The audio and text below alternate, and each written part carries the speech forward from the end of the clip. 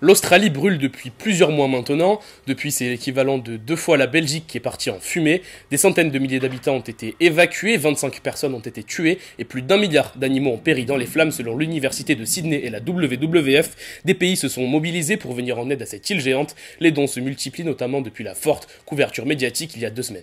Et oui, depuis une semaine, de nombreuses personnalités appellent aux dons. L'humoriste australienne Celeste Barber a notamment récolté plus de 28 millions d'euros grâce à un appel aux dons sur Facebook.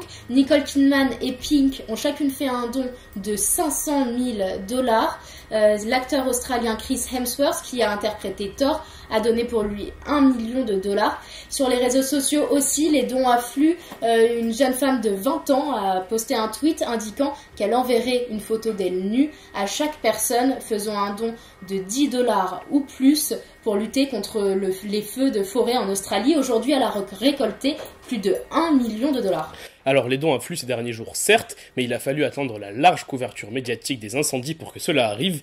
On rappelle qu'ils ont commencé en août. Les dons peuvent aussi être une façon de se montrer, on le voit par exemple avec l'exemple de cette jeune femme. Certaines personnalités ont été critiquées de se vanter sur les réseaux sociaux de faire des dons pour la cause. À cela, ils répondent qu'ils font cela afin que les personnes qui les suivent fassent de même. Parmi les différentes aides qui ont été proposées, les différents États également sont intervenus. Les États-Unis ont par exemple déployé une centaine d'hommes pour aider les pompiers en Australie. 87 Canadiens sont également sur place aux côtés de plus de 150 Néo-Zélandais, des forces armées de Singapour, mais aussi des autorités de Papouasie. La France, quant à elle, a envoyé des spécialistes en attendant que le gouvernement australien nous dise, donc nous communique les aides dont ils ont besoin.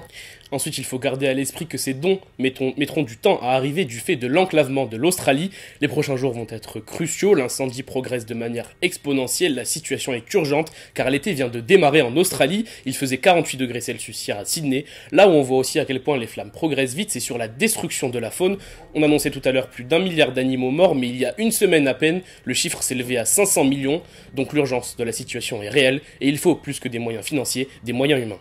La pluie pourrait aider à stopper ces feux de forêt, du moins à les circonscrire, mais ce tragique événement est un cri d'alerte pour l'environnement.